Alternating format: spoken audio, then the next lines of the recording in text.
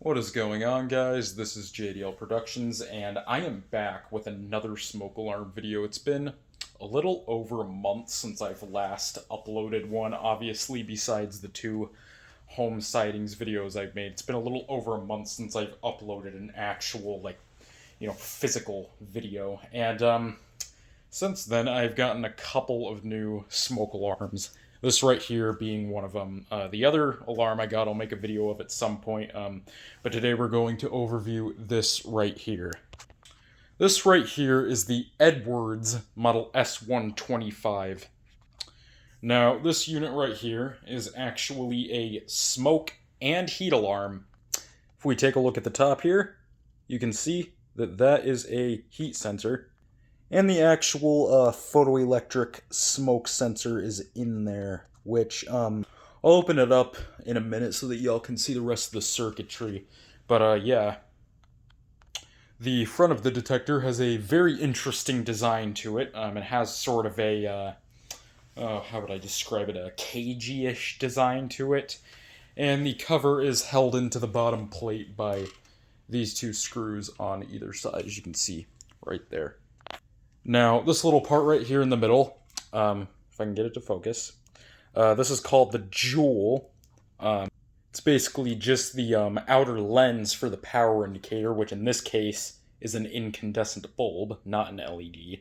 Which, like I said, I'll show you in a minute when I actually open the thing up. As you can see, the detector is powered by a line cord. I'm pretty sure that they did make, actual wired versions, actual wire harness versions, because I think I've seen them in houses on Realtor before. But, yeah. That's pretty much all there is to the, sort of outer structure of the unit. Oh, I forgot to show you the back. Here's the back of it right here. There's not really much to it. There's a sticker right here that says S-125. And there's, I guess, a, specifications sticker right here, which I'll get it to focus in on that. There you go. And that's pretty much all there is to it. So I'm going to pause real quick and I'm going to open the thing up so I can show you the inside. Alrighty, so here's the inside, and as you can see, it is very, very interesting.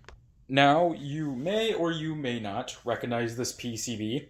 And if you do, that is because it is actually pyrotector based. Some of you could probably initially tell this just from the outer design of the cover, because it has sort of that cagey design which originated from pyrotector pretty much.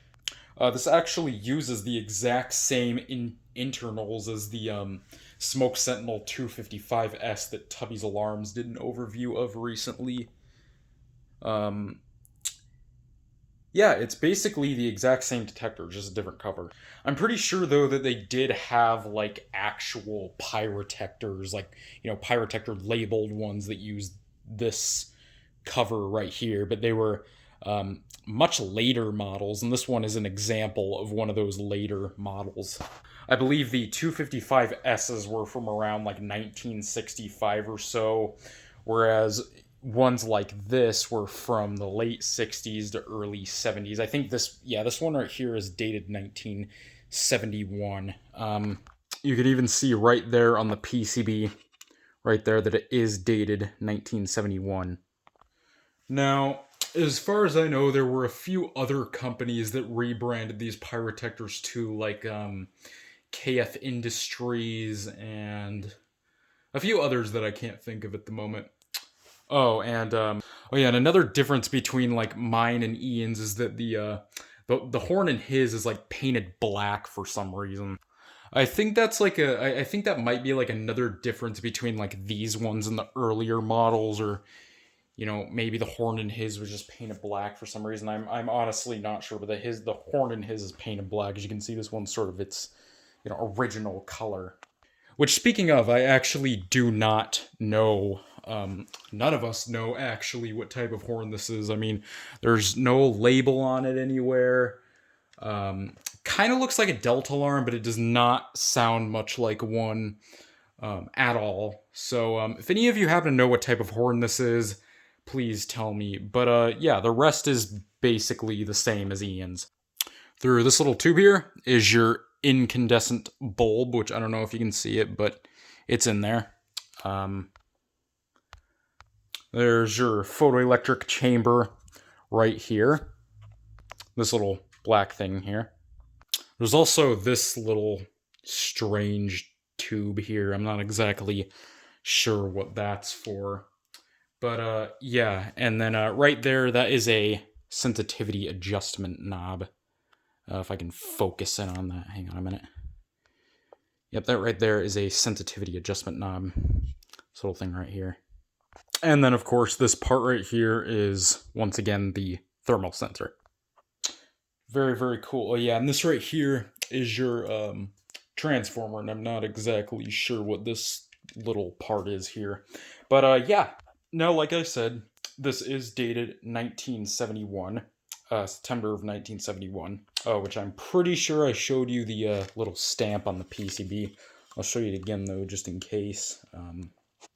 Right there, there's a little stamp on the PCB. September 3rd, 1971. So that actually makes this right here the oldest unit in my collection.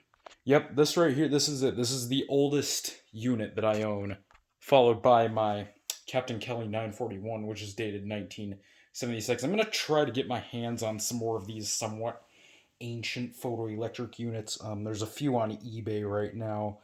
But yeah, these types of units right here are very, very cool, and they're somewhat of a historical importance in the residential smoke alarm industry. Some of them even predated units like the BRK SS718 and the Smoke Guard 700, which were the first ionization home smoke alarms ever made. So, yeah. I really don't know what else there is to say about this thing. So I'm going to go ahead and pause and power this thing up, and we are going to do a test of it. Alrighty, so as you can see, it is powered, which I did forget to mention, they actually call the power indicator in this the beacon lamp. It's at least what they call it, and like I said, this part here, this outer like lens here, is called the jewel. So I've got canned smoke here. Let's go ahead and set it off. Here we go. Oh, kind of went there.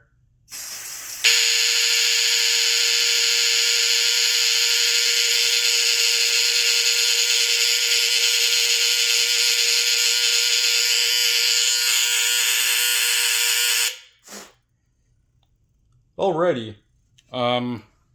Yeah. There you have it.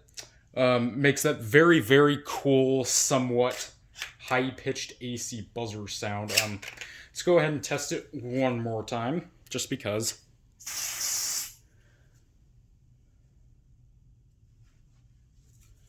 Alrighty, you're not going to go off this time? Oh, it's kind of going there. Come on.